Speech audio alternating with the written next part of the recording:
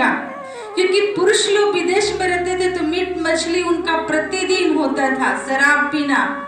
और उस समय हैदराबाद में नारियों को जबरदस्ती शराब पिलाया जाता था। इतनी दयनीय दशा थी वहां की।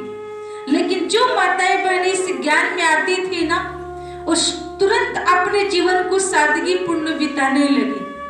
और तब बाबा के नाम से बहुत लोग उल्टा सुल्टा छापने लगे। तो कुछ भाई बहनों ने कहा, बाबा इनके जो छापते उनके ऊपर केस करना चाहिए। तो बाबा ने कहा नहीं। विश्वामित्र एक पत्रिका आता था, तो उसमें बाबा संस्था के प्रति उल्टा सुल्टा, जैसे कोई इस ज्ञान में चलने लगा और किसी को अच्छा लगा किसी को नहीं लगा, और किसी के घर से कोई आने लगा तो कुछ लोग विद्रोह भी करते हैं ना, तो एंटी पार्टी वाले डाल देते थे और बहुत उल्टा सुल्टा डाल देते थे। बाबा कहते थे नहीं, बाप कभी अपने बच्चों पर केस नहीं कर सकता है। ऐसे करके बाबा ने कहा नहीं बच्चे देखो, वो विश्वामित्र जो पत्रिका है ना, विश्व का मित्र है। कितना अच्छा मित्र है बताओ। ब्रह्मा कुमारी को कोई नहीं जानता ना, आप बच्चे जाते जगह जगह, लेकिन देखो विश्वामित्र पत्रिका पूरे विश्व के अंदर ब्रह्मा कुमारी का चर्चा का विषय कर दिया। तो सेवा किया ना, सेवा किया ना। इसलिए बच्चे कभी भी ऐसे मत सोचो, कल उनको समझ में आएगा तो बहुत आपकी अच्छी अच्छी बातें डालेंगे। और ऐसे करके 1949 में हिंदुस्तान पाकिस्तान का बंटवारा हुआ। उसके बाद परमात्मा का आदेश हुआ और बाबा ने कहा था, देखिए 1936 में बाबा जितने भी देश विदेश के बड़े बड़े गणमान्य लोग थे, भारत के अंदर जितने राजाएं थे, बाबा ने एक बुक छपवाया था। और उस बुक में क्लियर लिखा था, विभाजन होगा भारत हिंदुस्तान पाकिस्तान का, रक्त की नदियां बहेगी, बहुत लोग मरेंगे कटेंगे, ऐसे होगा।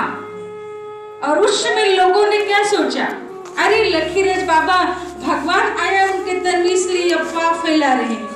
लोग विश्वास नहीं किए और वो हुआ वही।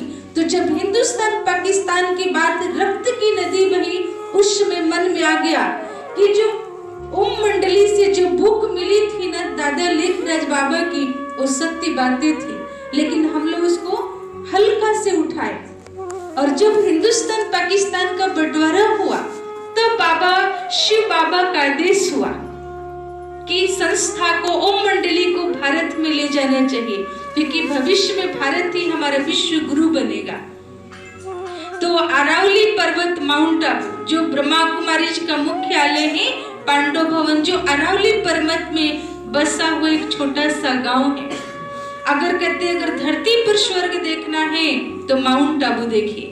और उस समय बाबा 1969 में, 1936 के बाद 1969 में बाबा अव्यक्त हुए और बाबा 18 जनवरी को संपूर्णता को प्राप्त किए। और उस समय बाबा ने गहन तपस्या की जनवरी मास में, और बाबा को ऐसे करके जब बाबा संपूर्ण बन गए,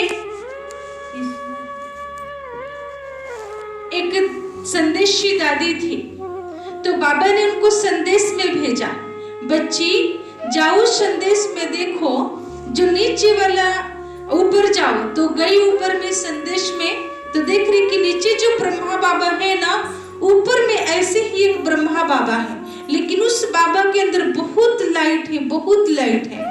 तो जब नीचे आई तो बाबा ने पूछा, बच्ची ऊपर कुछ देखी सूक्ष्म बदन में? बोली हाँ बाबा, आप ही जैसा एक बाबा ऊपर में बैठा हुआ है, लेकिन उसके अंदर बहुत लाइट है, आपके अंदर थोड़ा कम लाइट है। बाबा ने कहा ठीक है बच्ची। बाबा ने घोर तपस्या किया, रात भर बैठ करके आत्म अभिमानी का, बाबा देह से न्यारे होने का, और 3 महीने के अंदर बाबा ने संपूर्णता को प्राप्त किया। और 18 जनवरी 1969 में बाबा ने अपना ये साकार शरीर का त्याग किया।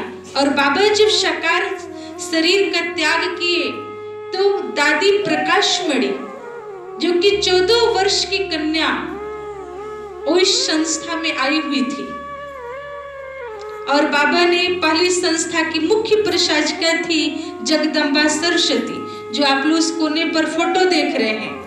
उसके बाद जब बाबा और मम्मा अव्यक्त हो गए तो बाबा ने दादी प्रकाश मणि जी के हाथ में हाथ डाल करके सारी शक्तियां अपना विल कर दिया। और बाबा जब अव्यक्त होने लगे तो बाबा ने कहा कि इनकी संस्था मानव के अंदर, विश्व के अंदर एक भ्रांति थी कि ब्रह्मा कुमारियों का जो ब्रह्मा है ना वो भगवान है। तो बाबा ने इस भ्रांति को खत्म करने के लिए क्रांति पैदा कर दिए। माना अव्यक्त हो गए तो लोगों के मन में कि ब्रह्मा कुमारी संस्था खत्म हो जाएगी, क्योंकि दादा लेखराज बाबा तो इनके चले गए, लेकिन गुरु तो यहाँ दादा लेखराज बाबा नहीं थे ना, गुरु तो निराकार परम पिता शिव परमात्मा। इसलिए संस्था कोई देहधारी मनुष्य स्थापन नहीं किए हैं, स्वयं परम पिता शिव परमात्मा जो निराकार ज्योति स्वरूप और वो परमात्मा का साकार माध्यम प्रजापिता ब्रह्मा बाबा। तो आज के दिन को हम पूरे विश्व के अंदर विश्व शांति दिवस के रूप में मनाते हैं।